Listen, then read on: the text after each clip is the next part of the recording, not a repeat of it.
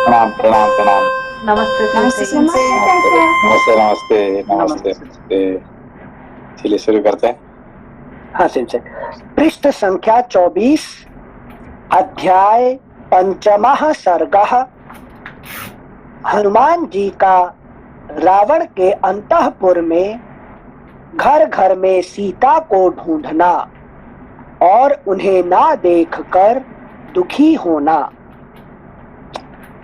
तत्पश्चात बुद्धिमान हनुमान जी ने देखा, जिस प्रकार गौशाला के भीतर गौओं के झुंड में मतवाला सांड विचरता है, उसी प्रकार पृथ्वी के ऊपर बारंबार अपनी चांदनी का चंदोवा तानते हुए चंद्रदेव आकाश के मध्य भाग में तारिकाओं के बीच विचरण कर रहे हैं। अगला पृष्ठ संख्या 25।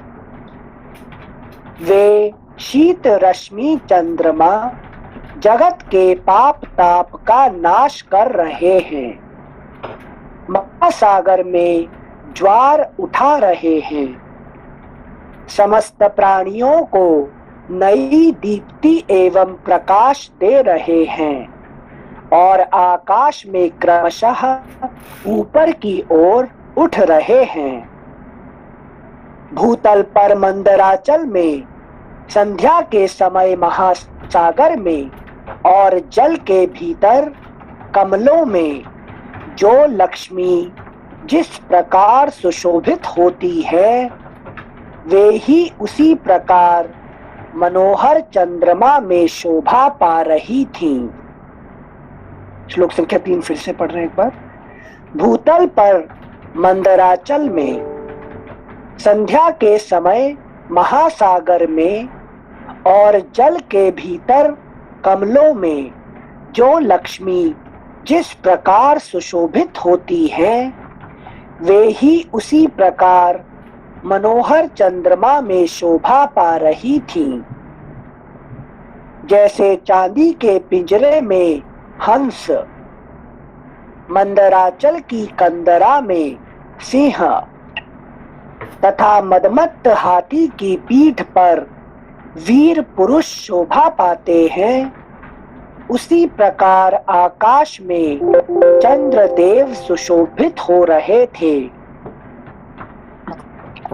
जैसे तीखे सींग वाला बैल खड़ा हो, जैसे ऊपर को उठे शिखर वाला महान पर्वत श्वेत हिमालय शोभा पाता हो, और जैसे सुवर्ण जटातों से युक्त गजराज सुशोभित होता हो, उसी प्रकार हरिण के श्रृंग रूपी चिन्ह से युक्त परिपूर्ण चंद्रमा छवि पा रहे थे, जिनका शीतल जल और हिम रूपी पंख से संसर्ग का दोष नष्ट हो गया है, अर्थात जो इनके संसर्ग से बहुत दूर है, सूर्य किरणों को ग्रहण करने के कारण जिन्होंने अपने अंधकार रूपी पंख को भी नष्ट कर दिया है, तथा प्रकाश रूप लक्ष्मी का आश्रय स्थान होने के कारण जिनकी कालिमा भी निर्मल प्रतीत होती है, वे भगवान शशलांछन चंद्रदेव आकाश में प्रकाश हो रहे थे। शशल आंछन शश मतलब क्या है? जैसे क्या हिरन क्या बोलते हैं, डियर जिसके सींग होता है, शशि शश खरगोश खरगोश खरगोश को है कि नहीं? हाँ हाँ हाँ हाँ। तो इनका कलर जो है, नहीं कलर नहीं, जो चंद्रमा का अंदर जो है ना, जो इसको कहते हैं खरगोश कहते हैं उसको। अच्छा, आकृति जो बन के आती है। नहीं, जो उसका अंदर में जो एक चिन्ह दिखाई पड़ता ना आपको। हाँ हाँ हाँ हाँ। जो उसमें जो एक क्या कहते हैं, जो काला रंग दिखता है, हाँ सिंसे। उसको कहते हैं खरगोश, ठीक है। अच्छा अच्छा। सिंसे शब्द शशलांछन, ये इसका विच्छेद होता है क्या? शश हाँ, शश लांछन। लांछन, अच्छा अच्छा। लांछन लगाना, ओके ओके ओके, अंडरस्टूड सिंसे, थैंक यू। अगला श्लोक, श्लोक संख्या 7। जैसे गुफा के बाहर शिला तल पर बैठा हुआ मृगराज सिंह शोभा पाता है, जैसे विशाल वन में पहुंचकर गजराज सुशोभित होता है, तथा जैसे राज्य पाकर राजा अधिक शोभा से संपन्न हो जाता है, उसी प्रकार निर्मल प्रकाश से युक्त होकर चंद्रदेव सुशोभित हो रहे थे।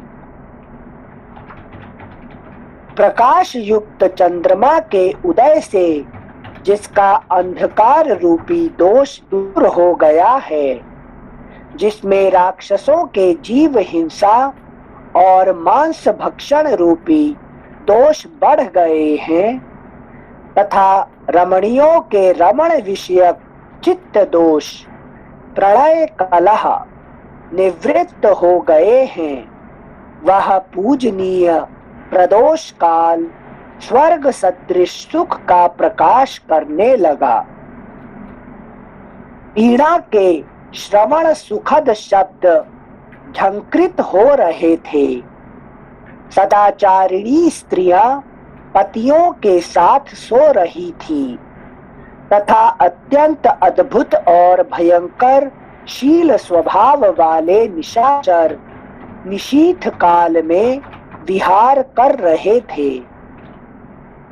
बुद्धिमान वानर हनुमान ने वहां बहुत से घर देखे, किन्हीं में ऐश्वर्य मद से मत्त निशाचर निवास करते थे, किन्हीं में मदिरा पान से मतवाले राक्षस भरे हुए थे, कितने ही घर रथ घोड़े आदि वाहनों और भद्रासनों से संपन्न थे, तथा कितने ही वीर लक्ष्मी से व्याप्त दिखाई देते थे।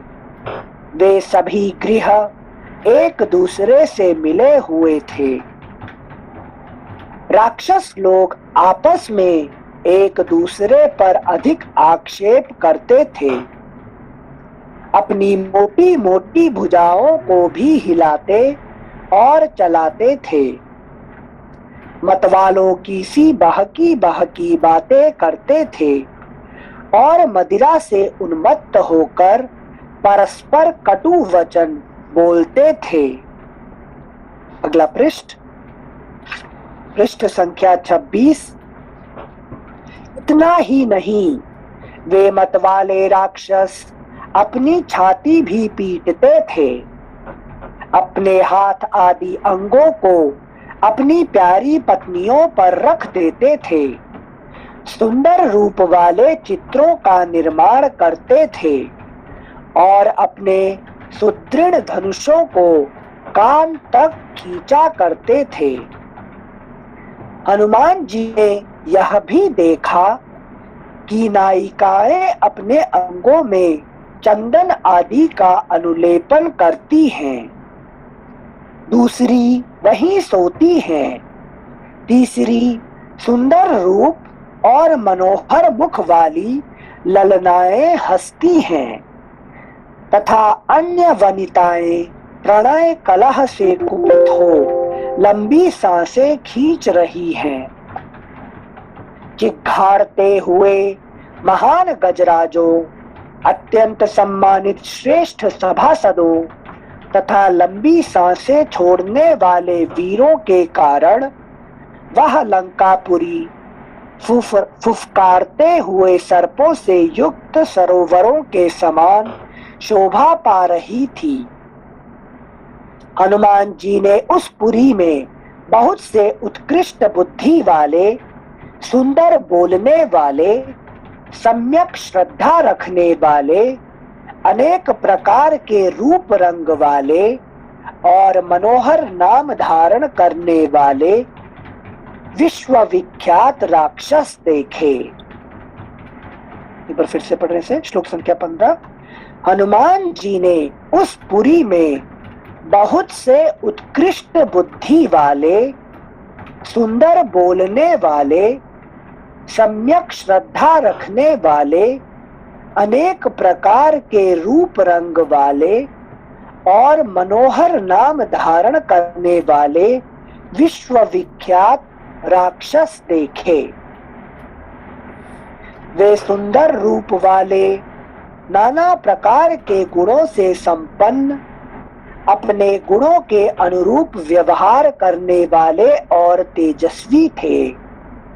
उन्हें देखकर हनुमान जी बड़े प्रसन्न हुए। उन्होंने बहुतेरे राक्षसों को सुंदर रूप से संपन्न देखा और कोई कोई उन्हें बड़े कुरूप दिखाई दिए। तदनंतर वहां उन्होंने सुंदर वस्त्राभूषण धारण करके सुंदर वस्त्राभूषण धारण करने के योग्य सुंदरी राक्षस रमणियों को देखा, जिनका भाव अत्यंत विशुद्ध था। वे बड़ी प्रभावशालिनी थी। उनका मन प्रियतम में तथा मधुपान में आसक्त था। वे तारिकाओं की भांति कांतिमती और सुंदर स्वभाव वाली थी। हनुमान जी की दृष्टि में कुछ ऐसी स्त्रियां भी आईं जो अपने रूप सौंदर्य से प्रकाशित हो रही थी। वे बड़ी लजीली थी और आधी रात के समय अपने प्रियतम के आलिंगन पाश में इस प्रकार बंधी हुई थी, जैसे पक्षिणी पक्षी के द्वारा आलिंगित होती है। वे सब के सब आनंद में मग्न थी। दूसरी बहुत सी स्त्रियां महलों की छतों पर बैठी थी। वे पति की सेवा में तत्पर रहने वाली धर्मपरायणा, विवाहिता और काम भावना से भावित थी। हनुमान जी ने उन सबको अपने प्रियतम के अंक में सुखपूर्वक बैठी देखा। कितनी ही कामिनियां सुवर्ण रेखा के समान कांतिमती दिखाई देती थी। उन्होंने अपनी ओढ़नी उतार दी थी। कितनी ही उत्तम वनिताएं तपाए हुए सुवर्ण के समान रंग वाली थी तथा कितनी ही पति वियोगिनी बालाएं चंद्रमा के समान श्वेत वर्ण की दिखाई देती थी। उनकी अंग कांति बड़ी ही सुंदर थी। तदनंतर वानरों के प्रमुख वीर हनुमान जी ने विभिन्न गृहों में ऐसी परम सुंदरी रमणियों का अवलोकन किया जो मनोभिराम प्रियतम का संयोग पाकर अत्यंत प्रसन्न हो रही थी। फूलों के हार से विभूषित होने के कारण उनकी रमणीयता, अगला पृष्ठ संख्या 27, उनकी रमणीयता और भी बढ़ गई थी और वे सब की सब हर्ष से उत्फुल्ल दिखाई देती थी। उन्होंने चंद्रमा के समान प्रकाशमान मुखों की पंक्तियां, सुंदर पलकों वाले तिरछे नेत्रों की पंक्तियां और चमचमाती हुई विद्युत लेखाओं के समान आभूषणों की भी मनोहर पंक्तियां देखी। विद्युत लेखाओं के समान आभूषणों की भी मनोहर पंक्तियां देखी। किंतु जो परमात्मा के मानसिक संकल्प से धर्म मार्ग पर स्थिर रहने वाले राजकुल में प्रकट हुई थी, जिनका प्रादुर्भाव परम ऐश्वर्य की प्राप्ति कराने वाला है, जो परम सुंदर रूप में उत्पन्न हुई प्रफुल्ल लता के समान शोभा पाती थी, उन कृशांगी सीता को उन्होंने वहां कहीं नहीं देखा था।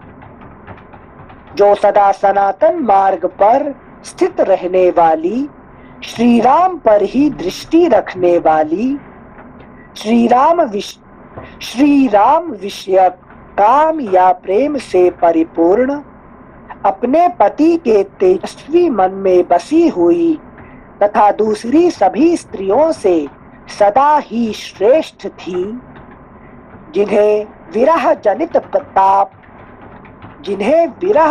ताप सदा पीड़ा देता रहता था, जिनके नेत्रों से निरंतर आंसुओं की झड़ी लगी रहती थी और कंठ ना उन आंसुओं से गदगद रहता था,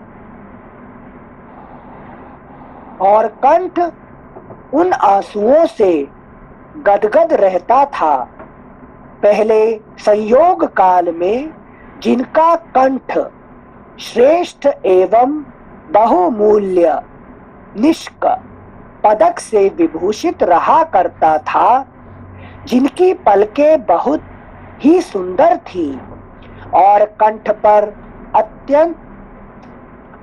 कंठ स्वर अत्यंत मधुर था, तथा जो वन में नृत्य करने वाली मयूरी के समान मनोहर लगती थी, जो मेघ आदि से आच्छादित होने के कारण अव्यक्त रेखा वाली चंद्रलेखा के समान दिखाई देती थी, धूली धूसर सुवर्ण रेखा सी प्रतीत होती थी।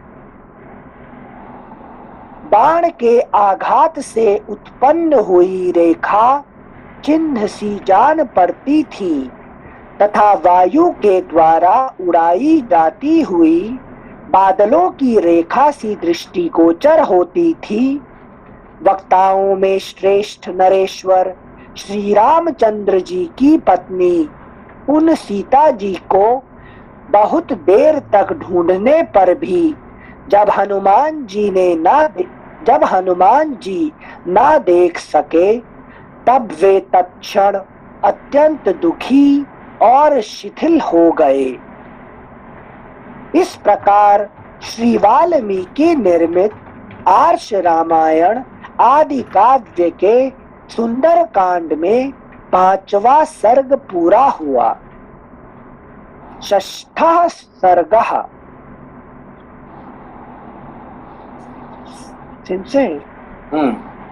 सिंचे पिछले पेज में पृष्ठ संख्या 25 में श्लोक संख्या जो 3 आया था, वहां पर लक्ष्मी जी का 3 जगह स्थान जो बता रहे थे, भूतल पर मंदराचल में, संध्या के समय महासागर में, और जल के भीतर कमलों में जो लक्ष्मी जिस प्रकार सुशोभित होती है, वे ही उसी प्रकार मनोहर चंद्रमा में शोभा पा रही थी।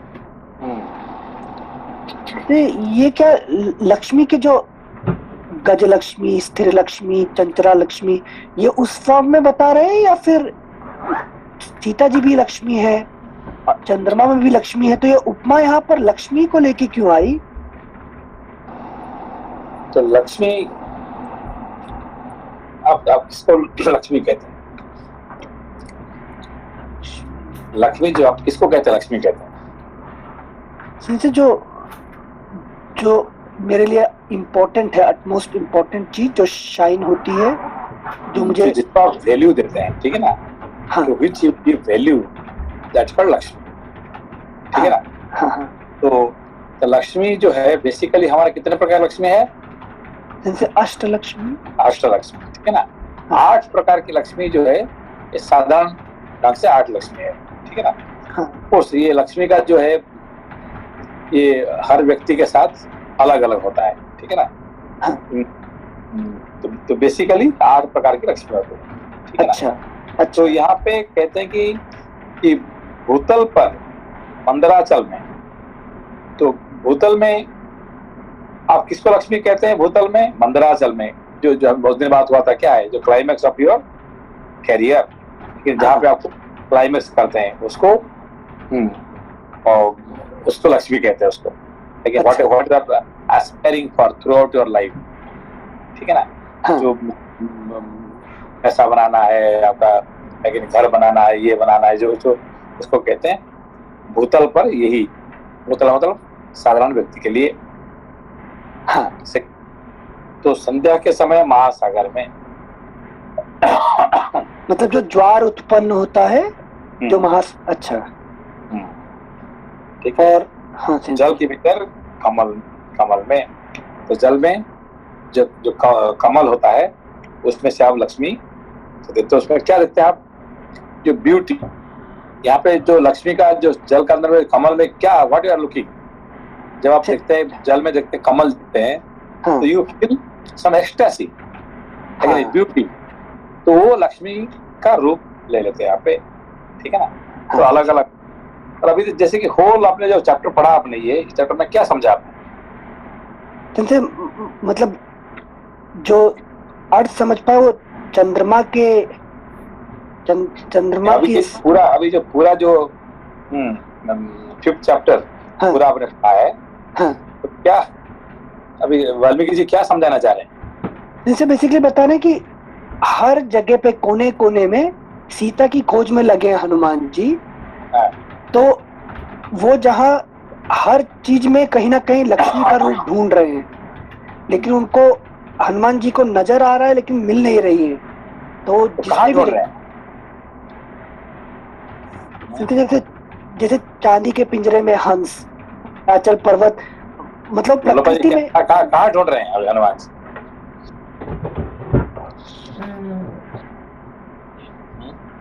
जैसे रावण के अंतःपुर में, रावण की अंतःपुर में मतलब से जो कि अभी देखिए, अभी जितने उन्होंने वर्णन किए हैं ये इस संसार का वर्णन कर रहे हैं, ठीक है ना, द वर्ल्ड, है कि नहीं। तो who is watching the world? The enlightened soul, जिसका चित्त एनलाइटेंड हो चुका है, वो अभी दुनिया को देख रहे हैं, है कि नहीं। अब तक देखना और एनलाइटेंमेंट के बाद दुनिया को देखने में क्या फर्क है, अभी ये दिखा रहे हैं, है कि नहीं। So he is watching the world from the third eyes, तीसरे आंख से देख रहे हैं, है कि नहीं। तो चित्त शुद्धि होने के बाद जो दुनिया दिखता है वही देख रहे हैं अभी। तो रावण के अंतःपुर है, संसार है, उसका मीनिंग रावण अंतःपुर नहीं, ये पूरा लंका में जो जो जो जो देख रहे हैं राक्षस में, वो राक्षस क्या कर रहे हैं, वो राक्षस क्या कर रहे हैं, लोग दारू पी के क्या कर रहे हैं, औरत लोगों ने क्या कर रहे हैं, बच्चे क्या, सबको देखते देखते ये क्या करते हैं कि अब तक देखना कि क्या ये मेरा पति है, ये मेरा पत्नी है, ये मेरा घर है, ये मेरा ये, तो ये सब है जो मैं, और है कि नहीं, मेरा तो था। अब वो कैसे देख रहे हैं? Looking from the third person, आज थर्ड पर्सन, है कि नहीं। इसको तीसरा आंख, है कि नहीं, तीसरा आंख से देख रहे हैं उसको। समझो तो अभी? हाँ सर जी, समझ में आया। हनुमान विद ज्ञान दृष्टि से दुनिया को देख रहे हैं, वर्ल्ड को देख रहे हैं, ठीक है ना। थैंक यू सिंसे। ये सारे सब कौन है? सब राक्षस ही, सब एवरीथिंग इज राक्षस, है कि उनको राक्षस नजर आ रहे हैं। लेकिन अभी तक हमारा मेरा घर है, मेरा बच्चा है, राक्षस नजर आता है, हमको देव नजर आता है, मेरा करके, ठीक है ना। सिंसे एक मिनट, ये सब में राक्षस नजर आ रहा है और वो ढूंढ रहे हैं सीता को इनमें। तो सीता को ढूंढ रहे हैं, मगर उनको क्या सीता तो नहीं आ रही है सामने, नहीं आ रही। हाँ, कौन आ रहे हैं? सब राक्षस आ रहे हैं अपने अपने। जिसको ढूंढ रहे हैं वो नहीं मिल रहे हैं, जिसको जो ये सब जितने आ रहे हैं सब राक्षस आ रहे हैं। अच्छा। लेकिन जो कोई काम का नहीं है, कोई दारू पी के आ गया सामने वो बात करने के लिए, कोई ऐसा आ गया, कोई सुंदरी औरत आ गई, कोई ये आ गई, तो ये सब आगे पहुंच गए, और जिसको ढूंढ रहे हैं वो सीता जी को नहीं मिल रहे हैं, ठीक है ना। शांति के अलावा, है कि नहीं, सब कुछ सामने आ जाते हैं। अच्छा, थैंक यू सिंसे। मतलब फाइनली सीता जी मिलेंगी रावण के अंतःपुर में, मतलब शांति इसी संसार में मिलेगी, संसार में मिलेगी, मगर उसके लिए आपको प्रयास करना पड़ेगा। अच्छा थैंक यू सिंसे। अगला अध्याय पृष्ठ संख्या 27, षष्ठः सर्गः। हनुमान जी का रावण तथा अन्य राक्षसों के घरों में सीता जी की खोज करना। फिर इच्छानुसार रूप धारण करने वाले कपिवर हनुमान जी बड़ी शीघ्रता के साथ लंका के 7 महले मकानों में यथेच्छ विचरने लगे। अत्यंत बल वैभव से संपन्न वे पवन कुमार राक्षस राज रावण के महल में पहुंचे, जो चारों ओर से सूर्य के समान चमचमाते हुए सुवर्णमय परकोटों से घिरा हुआ था। जैसे सिंह विशाल वन की रक्षा करते हैं, उसी प्रकार, अगला पृष्ठ संख्या 28, उसी प्रकार बहुतेरे भयानक राक्षस रावण के उस महल की रक्षा कर रहे थे।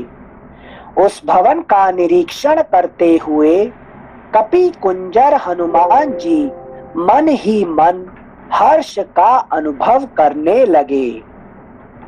वह महल चांदी से मढ़े हुए चित्रों, सोने जड़े हुए दरवाजों और बड़ी अद्भुत ड्योढ़ियों तथा सुंदर द्वारों से युक्त था। हाथी पर चढ़े हुए महावत तथा श्रमहीन शूरवीर वहां उपस्थित थे, जिनके वेग को कोई रोक नहीं सकता था। ऐसे रथवाहक अश्व भी वहां शोभा पा रहे थे। सिंहों और बाघों के चमड़ों के बने हुए कवचों से वे रथ ढके हुए थे। उनमें हाथी दांत, सुवर्ण तथा चांदी की प्रतिमाएं रखी हुई थी।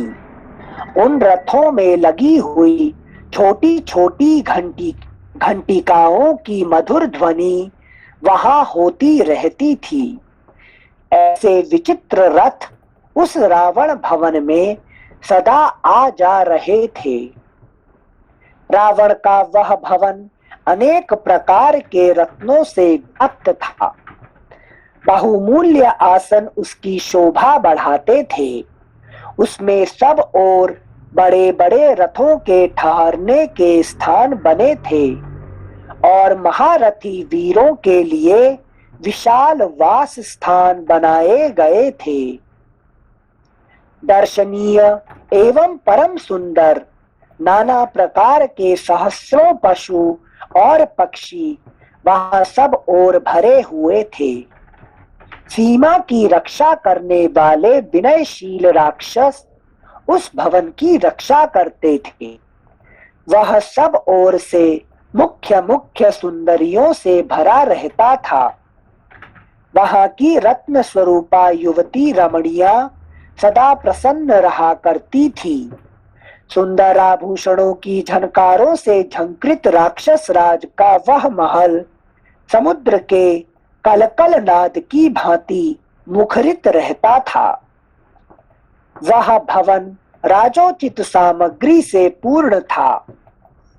श्रेष्ठ एवं सुंदर चंदनों से चर्चित था तथा सिंहों से भरे हुए विशाल वन की भांति प्रधान प्रधान पुरुषों से परिपूर्ण था। वहां भेरी और मृदंग की ध्वनि सब ओर फैली हुई थी। वहां शंख की ध्वनि गूंज रही थी। उसकी नित्य पूजा एवं सजावट होती थी। पर्वों के दिन वहां होम किया जाता था।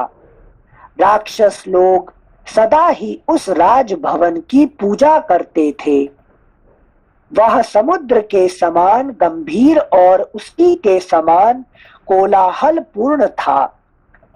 महामना रावण का वह विशाल भवन महान रत्नमय अलंकारों से अलंकृत था। उसमें हाथी घोड़े और रथ भरे हुए थे तथा वह महान रत्नों से व्याप्त होने के कारण अपने स्वरूप से प्रकाशित हो रहा था। महाकपि हनुमान ने उसे देखा।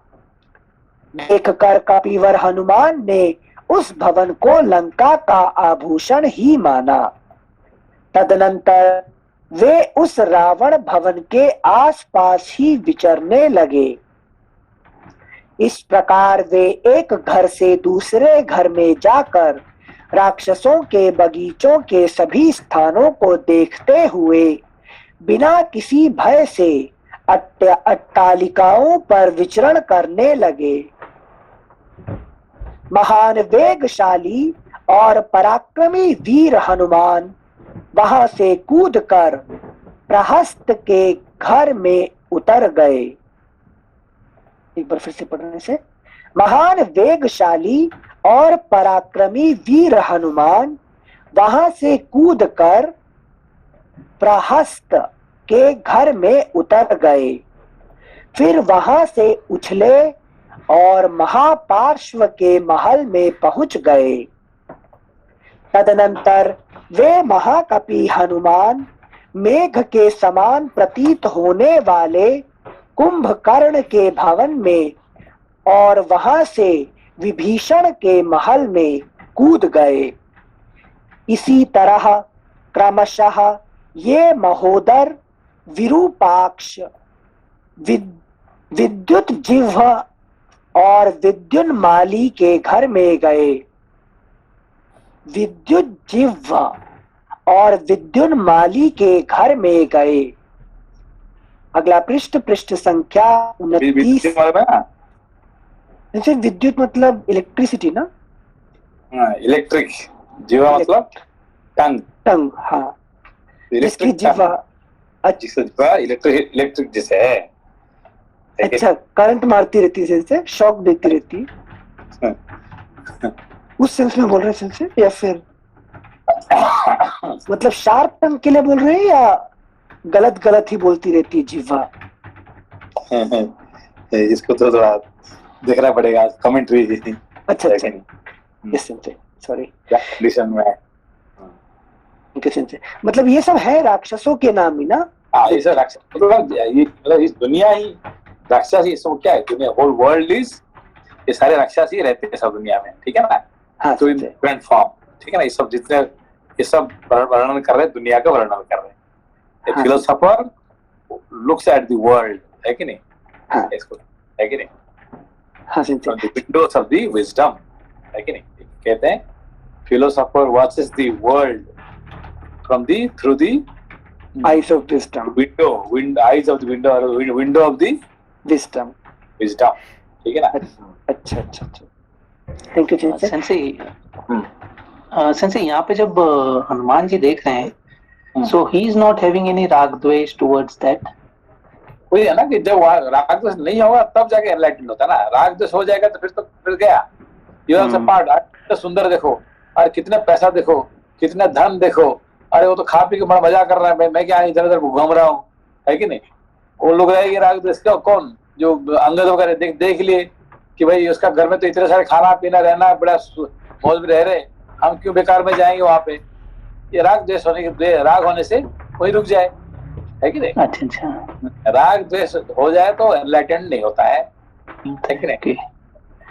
सेंसे, जैसे उस सेंस में देखें कि ये जो है राक्षस हैं, और अगर ये देव होते तो उन्हें उनसे मतलब राग द्वेष नहीं होता। पर जैसे हम लोग राक्षस और देवों के बीच में जब हम लोग कंपेयर करते हैं, तो कोई भी राक्षसी वृत्ति से हम लोग दूर हटने की कोशिश करते हैं, और दैविक वृत्ति से हम लोग पास रहने की कोशिश करते हैं। तो दूर कहाँ भागते हैं?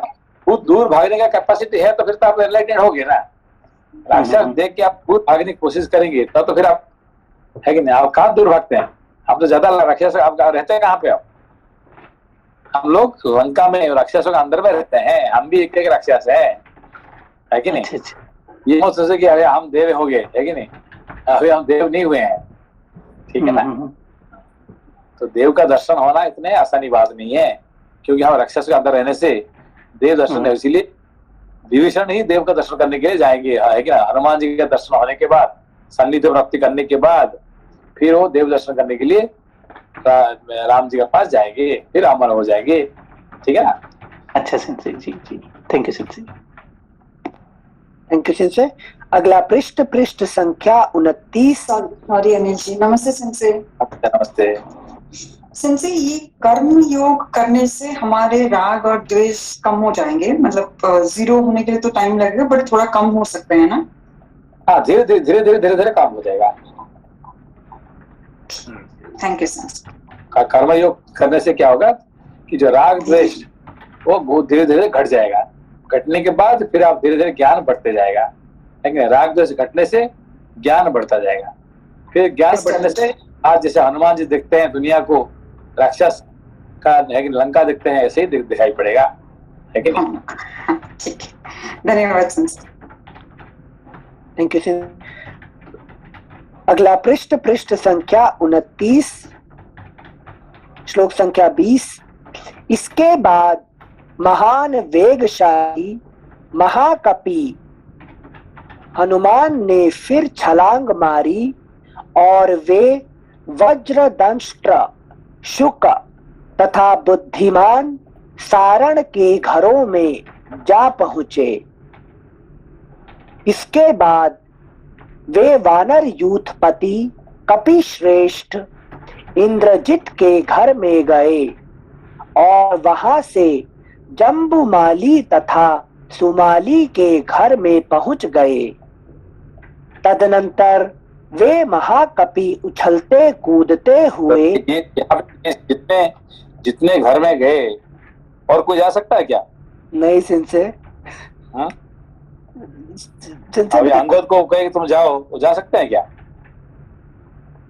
सेंसे अंगद के पास भी शक्ति है लेकिन वो जा नहीं सकता क्योंकि गुण नहीं है वो वाला। नहीं, वो राग द्वेष के कारण से आप वहां से लड़ पड़ेंगे, है कि नहीं? तो अभी हनुमान जी जाके देख रहे हैं, लेकिन ये कुंभकर्ण का ये उनका कोई राग द्वेष नहीं होने के कारण से, ना किससे द्वेष है लड़ने के लिए, ना किससे प्यार है रहने के लिए, ठीक है। राग द्वेष नहीं होने के कारण से ये सबका घर में जा रहे हैं, देख रहे हैं और आगे बढ़ते जा रहे हैं, ठीक है ना। कुंभकर्ण घर में गए और विभीषण के घर में भी गए, ठीक है ना। अब ये सबका एक एक घर में जा रहे हैं, है कि नहीं, क्योंकि राग द्वेष नहीं के कारण से। हाँ सिंसे उनको गोल भी याद है ना कि मुझे जो सीता की तलाश है सिर्फ ढूंढना है, है कि नहीं? किसके घर में है देखो, ढूंढो। थैंक यू सिंसे। श्लोक संख्या 21। इसके बाद वे वानर यूथपति कपिश्रेष्ठ इंद्रजित के घर में गए और वहां से जम्बुमाली तथा सुमाली के घर में पहुंच गए। तदनंतर वे महाकपि उछलते कूदते हुए रश्मि केतु सूर्य शत्रु और वज्रकाय के महलों में जा पहुंचे। फिर क्रमशः नाम क्या? सूर्य शत्रु।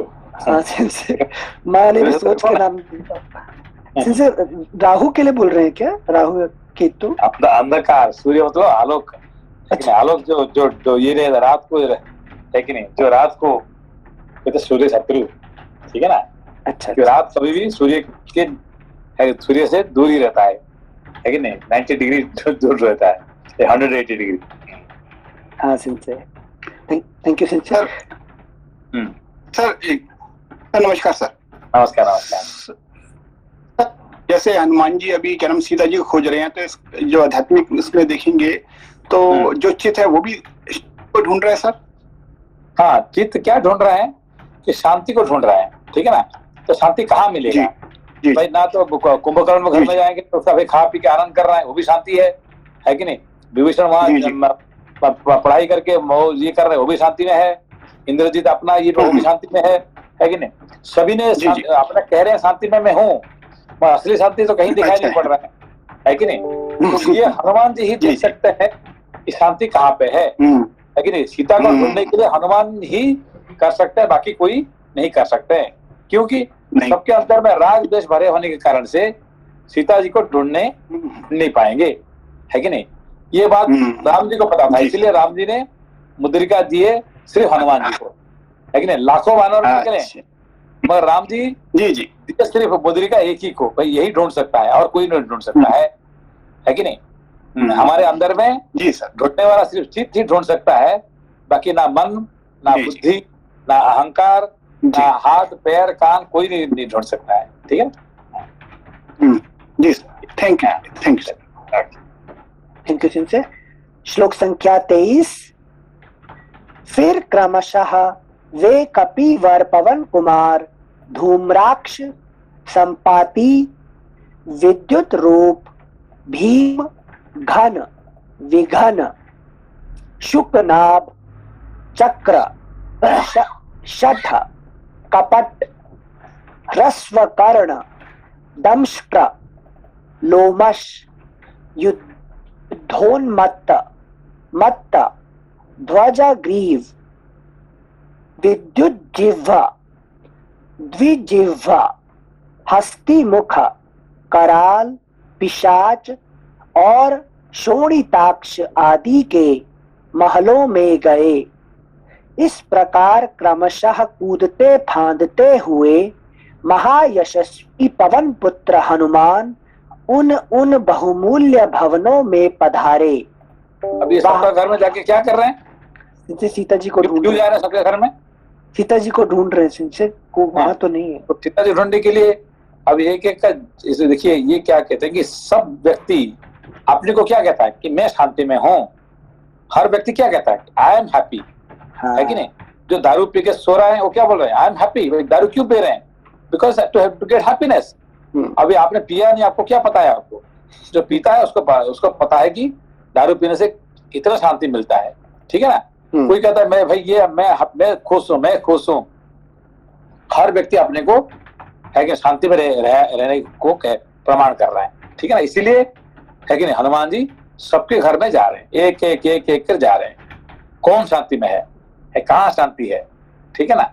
अच्छा सिंचे, मतलब ये डिफरेंट पाथ टुवर्ड्स पीस है या सांसारिक? क्योंकि हमने जो शांति एक बात कह ली है कि सब लोग अपने को क्या कहता है how are you? I am happy, है कि नहीं? आई एम फाइन, है कि नहीं? Anil ji how are you? I am fine. I am fine मतलब क्या है? I am in peace, I have no problem. So don't you have problem, है कि नहीं? Lot of problem. प्रॉब्लम ही प्रॉब्लम को छोड़ के कुछ ही नहीं है कि नहीं? तो भी हम क्या कहते हैं ना, I am fine, I am very happy, don't worry, है कि नहीं? तो ये if you can know that here I am not happy, I am in the middle of problem, then only you can go ahead. ठीक है ना? तो यहाँ पे जितने वर्णन किए हैं, है कि नहीं, कुंभकर्ण क्या कर रहे हैं? देखो दुनिया सबसे खुशी कौन है? मैं हूँ। देखो मैं काम करने करता हूँ, मुझे मगर मेरा भाई काम कर रहा है और मैं खा पी के आनंद कर रहा हूँ, तो मेरे शांति में कोई है क्या संसार में? कोई नहीं है। तो विभीषण क्या कर रहे हैं? भाई देखो भाई मैं नाम जप करके शास्त्र पढ़ के ये करके मैं कितने खुशी में हूँ, है कि नहीं? तो मेरे से खुशी कोई नहीं है यहाँ पे। तो रावण क्या कर रहा है कि देखो भाई मैं दुनिया घूम के पूरा वो वर्ल्ड को बने है कि 1 मिनट में आ सकता हूँ पुष्पक विमान से, तो मैं शांति में हूँ। तो हर व्यक्ति को आप कहता है कि मैं शांति में हूँ। ठीक है ना? ये हनुमान जी देख रहे हैं एक कौन शांति में है यहाँ। अच्छा मतलब इनमें कोई भी राक्षस ऐसा नहीं होगा कि जो शांति को पा सके, क्योंकि बेस में रजस ही है, इसलिए नहीं इन लोग कोई राक्षस है अपने को कहता है कोई राक्षस है? आप कहेगा मैं राक्षस हूँ, कह सकते हैं क्या? नहीं सुनते, ब्रह्मर्षि कभी कह नहीं सकते। है कि नहीं? तो सिर्फ कौन कहेगा राक्षस? हनुमान जी कह सकता है राक्षस है कि नहीं? अच्छा, तो सिर्फ हनुमान जी ही कह सकता है राक्षस आफ्टर एनलाइटनमेंट, है कि नहीं? राक्षस अपने को महान योगी कहेगा। ठीक है ना? अच्छा। थैंक यू सिंचे, क्योंकि विभीषण भी उसी कैटेगरी में आए, कर्ण भी सब। है कि नहीं? Thank you सिंचे। सर ये वाल्मीकि जी हनुमान जी के रूप में ये दिखाना चाहते हैं कि क्या नाम इतने लोगों के महान लोगों के घर में जाने के बावजूद भी, ऐसे लोग होने के बावजूद भी शांति आराम से नहीं मिल सकती। हाँ वो जो कह रहे हैं कि मैं शांति में हूँ, असली में कोई भी शांति में नहीं है। ये हनुमान जी वर्णन कर रहे हैं, और जिसका वर्णन कर रहे हैं वाल्मीकि जी। ठीक है ना? वाल्मीकि जी हनुमान जी का जो उन्हें देख रहे हैं वो बात अपने ज्ञान देख के हमको उस अनुसार से बता रहे हैं, ठीक है ना? ठीक है जी, धन्यवाद। Thank you sensei, thank you भैया। श्लोक संख्या 27 बीच में से पढ़ रहे से। इस प्रकार क्रमशः कूदते फांदते हुए महायशस्वी पवन पुत्र हनुमान उन बहुमूल्य भवनों में पधारे। वहां उन महाकपि ने उन समृद्धिशाली राक्षसों की समृद्धि देखी। श्लोक संख्या 28। तत्पश्चात बल वैभव से संपन्न हनुमान, राक्षस का क्या देखा उन्होंने? समृद्धि से ग्रोथ कितना हुआ है, तो क्या है जैसे कितना ग्रोथ हुआ है उनका। ग्रोथ जो ग्रोथ कौन सा? मेटेरियल ग्रोथ को समृद्धि है ना? तो जो मेटेरियल ग्रोथ देखे कि उन लोग they are in the climax of their career, they are very very at the climax, everybody. लेकिन नोबडी यहाँ पे, कोई यहाँ पे नहीं कि जो भिखारी है यहाँ पे भीख मांग रहा है, कोई नहीं है कि नहीं? सब लोग प्रॉस्पेरिटी में है। अच्छा, यहाँ पे कोई देखा अभी तक कोई भीख मांग रहा है कि नहीं? यहाँ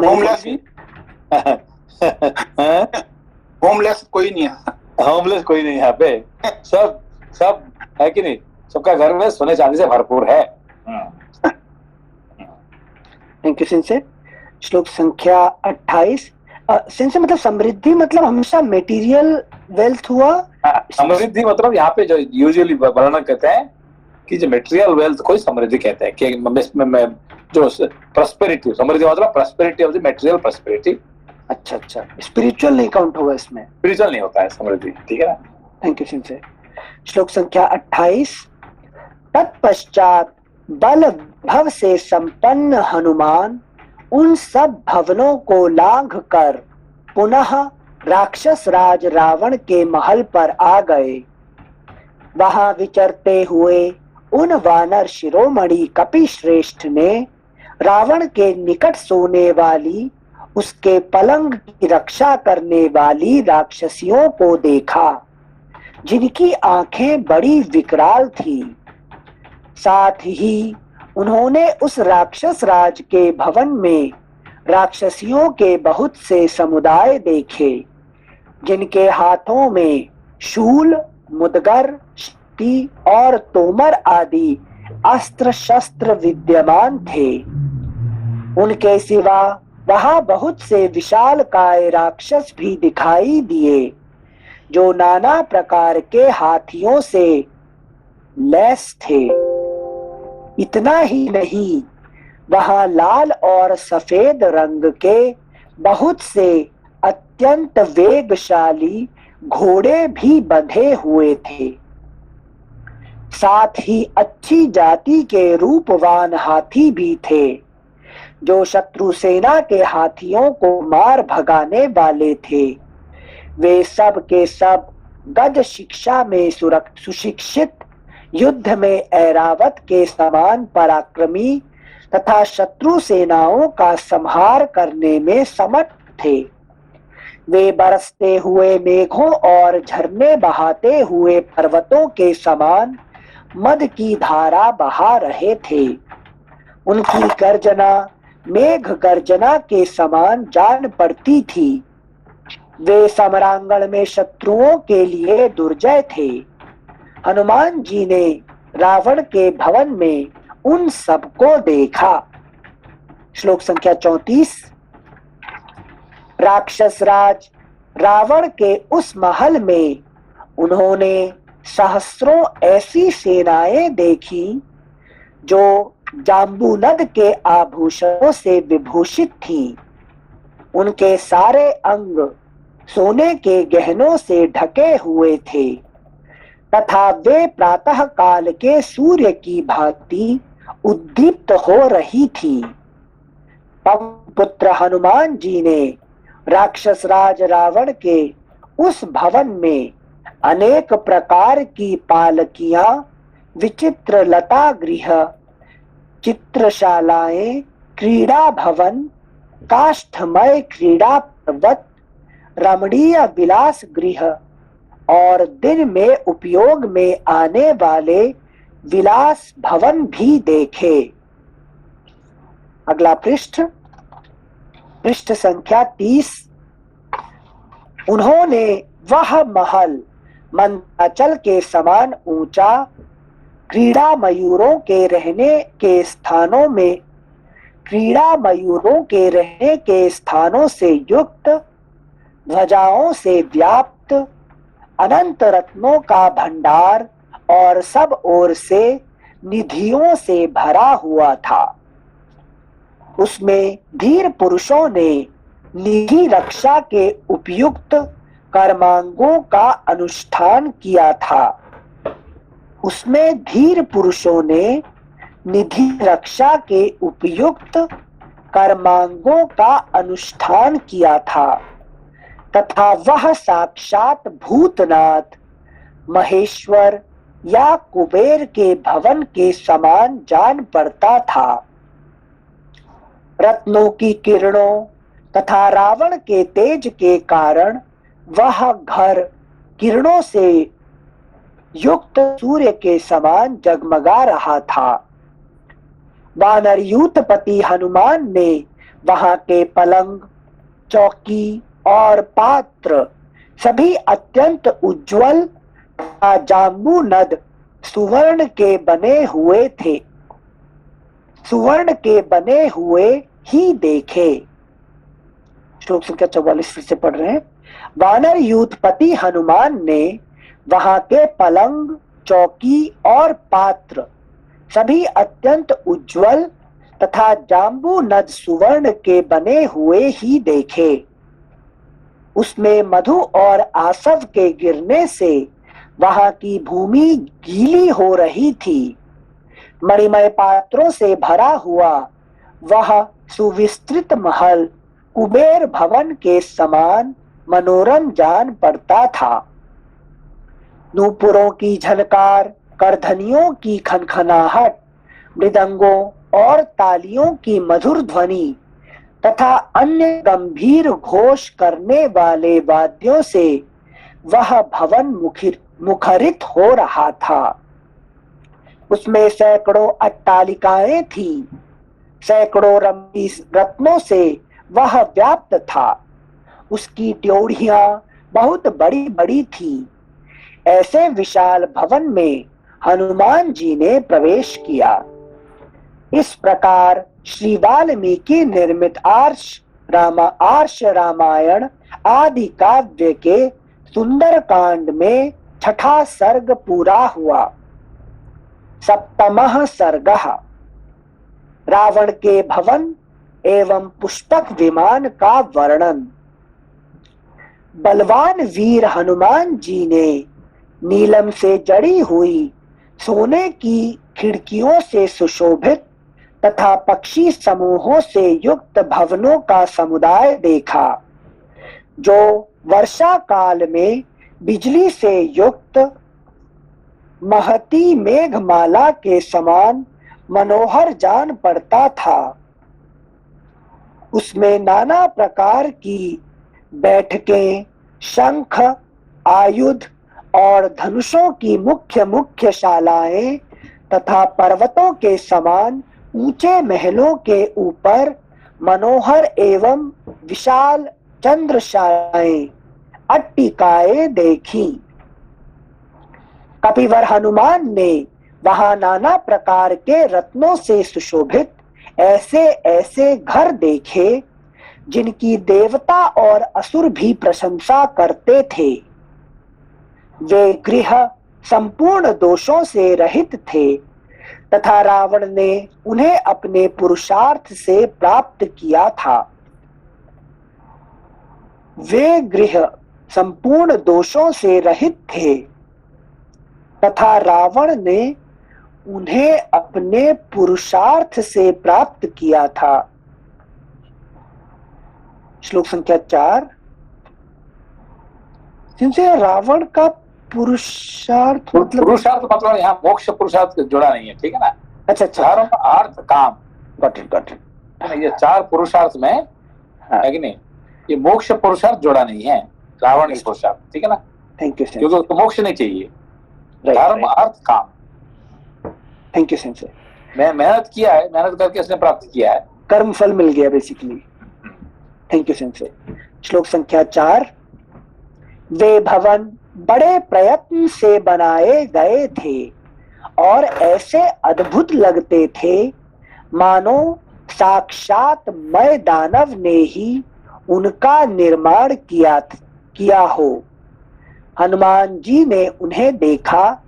लंकापति रावण के वे घर इस भूतल पर सभी गुणों में सबसे बढ़ चढ़कर थे।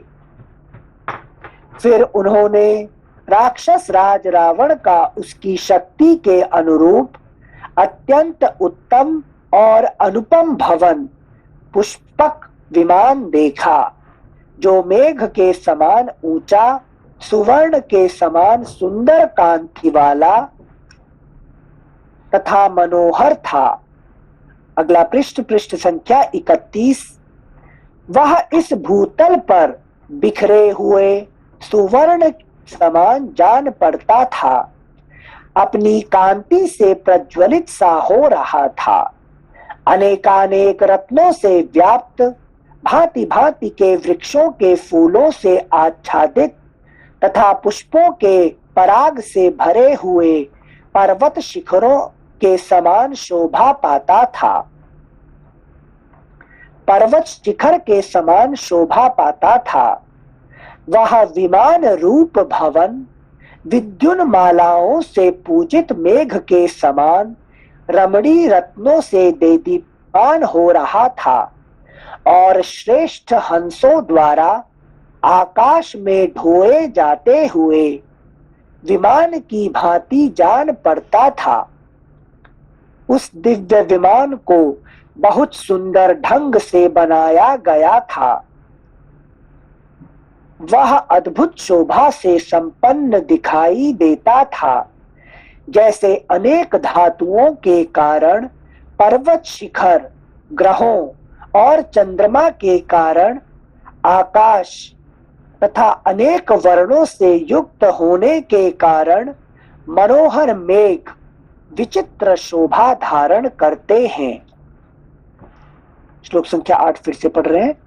जैसे अनेक धातुओं के कारण पर्वत शिखर, ग्रहों और चंद्रमा के कारण आकाश तथा अनेक वर्णों से युक्त होने के कारण मनोहर मेघ विचित्र शोभा धारण करते हैं, उसी तरह नाना प्रकार के रत्नों से निर्मित होने के कारण यह विमान भी विचित्र शोभा से संपन्न दिखाई देता था। उस विमान की आधार भूमि आरोहियों के खड़े होने का स्थान सोने और मणियों के द्वारा निर्मित कृत्रिम पर्वतमालाओं से पूर्ण बनाई गई थी। वे पर्वत वृक्षों की विस्तृत पंक्तियों से हरे भरे रचे गए थे। वे वृक्ष फूलों के बाहुल्य से व्याप्त बनाए गए थे तथा वे पुष्प भी केसर एवं पंखुड़ियों से पूर्ण निर्मित हुए थे। फुटनोट: जहां पूर्व कथित वस्तुओं के प्रति उत्तरोत्तर कथित वस्तुओं का विशेषण भाव से स्थापन किया जाए, वहां एकावली अलंकार माना गया है। इस लक्षण के अनुसार इस श्लोक में एकावली अलंकार है। यहाँ मही का विशेषण पर्वत, पर्वत का वृक्ष और वृक्ष का विशेषण पुष्प आदि समझना चाहिए।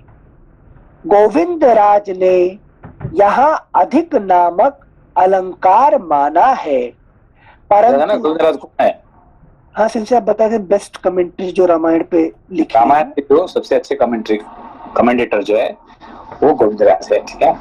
इनसे आपने बताया था कि अगर मिले उनकी कमेंट्री तो ढूंढ के लाए। हिंदी में होगा ना, इंग्लिश में होगा तो अच्छी होगा। हाँ ठीक है, श्योर सिंसे, थैंक यू सिंसे।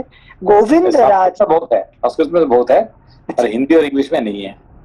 हाँ समझे। मतलब गोविंदराज जी ने लिखा है ना हिंदी में भी? लिखा हुआ है, संस्कृत में लिखा है, लेकिन वो तो उसका ट्रांसलेशन हिंदी में है ना, तो इंग्लिश में होगा, तो उसको चाहिए हमें। गॉट इट संजय, ठीक है संजय। गोविंदराज ने यहाँ अधिक नामक अलंकार माना है, परंतु जहाँ आधार से आधेय की विशेषता बताई गई हो वही इसका विषय है, यहाँ ऐसी बात नहीं है। Footnote ends. श्लोक संख्या 9 एक बार फिर से पढ़ रहे हैं। उस विमान की आधार भूमि, आरोहियों के खड़े होने का स्थान, सोने और मणियों के द्वारा निर्मित कृत्रिम पर्वतमालाओं से पूर्ण बनाया गया था, पूर्ण बनाई गई थी। उस विमान की आधार भूमि पर्वतमालाओं से पूर्ण बनाई गई थी। वे पर्वत वृक्षों की विस्तृत पंक्तियों से हरे भरे रचे गए थे। वे वृक्ष फूलों के बाहुल्य से व्याप्त बनाए गए थे तथा वे पुष्प भी केसर एवं पंखुड़ियों से पूर्ण निर्मित हुए थे। श्लोक संख्या 10। उस विमान में श्वेत भवन बने हुए थे, सुंदर फूलों से सुशोभित पोखरे बनाए गए थे, केसर युक्त कमल, विचित्र वन और अद्भुत सरोवरों का भी निर्माण किया गया था। महाकपि हनुमान ने जिस सुंदर विमान को वहां देखा उसका नाम पुष्पक था। वह रत्नों की प्रभा से प्रकाशमान था और इधर उधर भ्रमण करता था। देवताओं के गृहाकार उत्तम विमानों में सबसे अधिक आदर उस महाविमान पुष्पक का ही होता था। उसमें नीलम, चांदी और मूंगों के आकाशचारी पक्षी बनाए गए थे। नाना प्रकार के रत्नों से विचित्र वर्ण के सर्पों का निर्माण किया गया था और अच्छी जाति के घोड़ों के समान ही सुंदर अंग वाले अश्व भी बनाए गए थे।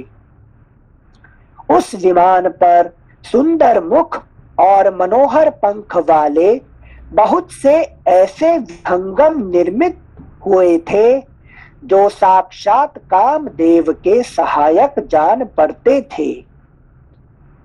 उनकी पाखें मूंगे और सुवर्ण के बने हुए फूलों से युक्त थी तथा उन्होंने लीला पूर्वक अपने बांके पंखों को समेट रखा था।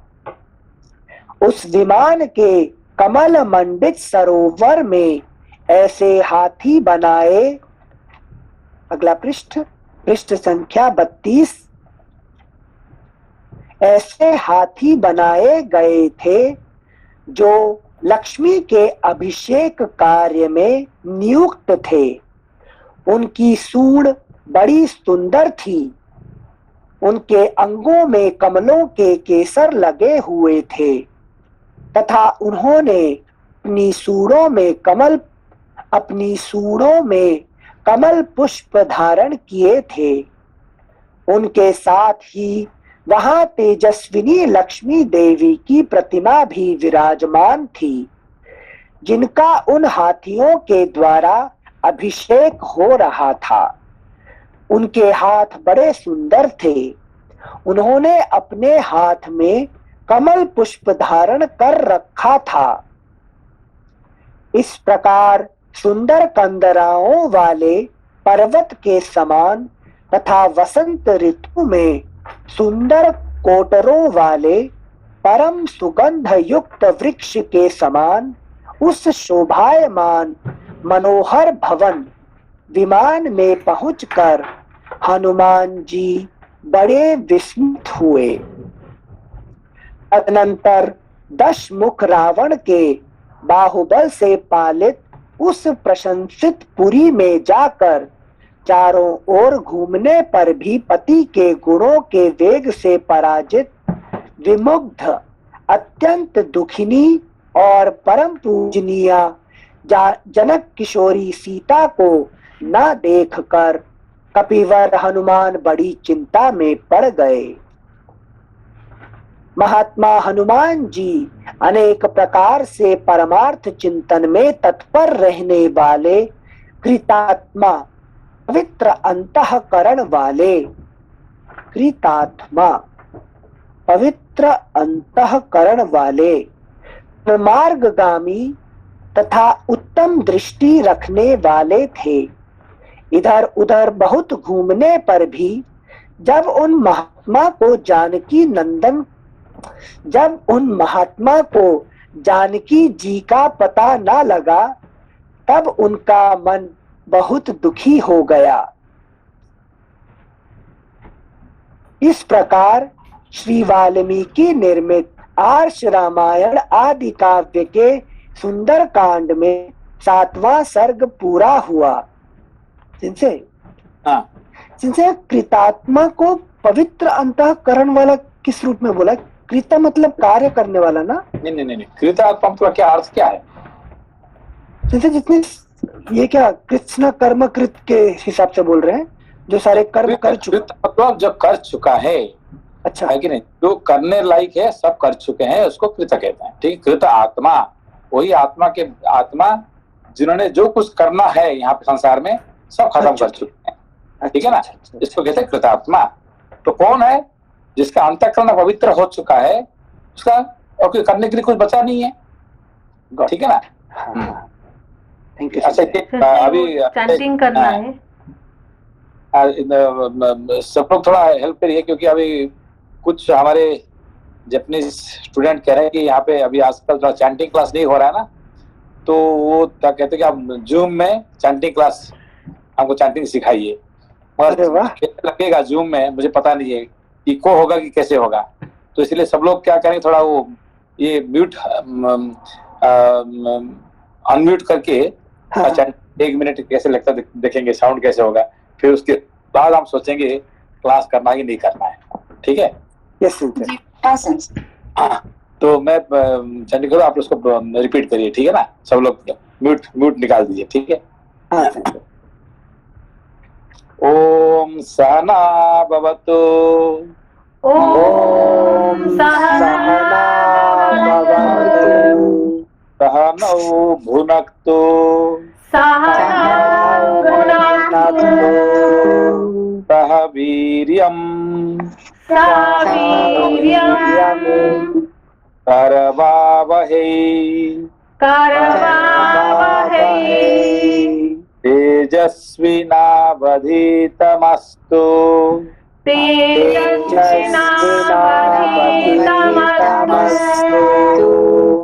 मा विद्विषावहै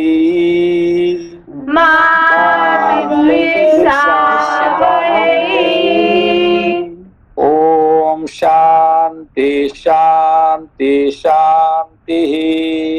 ओम शांति शांति शांति।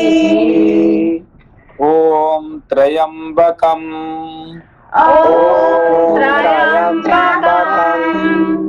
यजामहे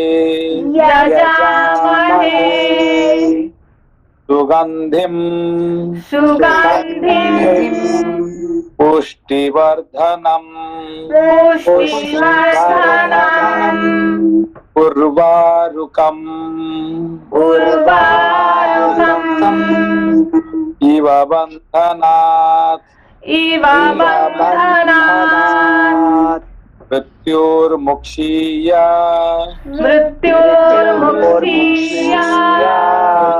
मामृतात्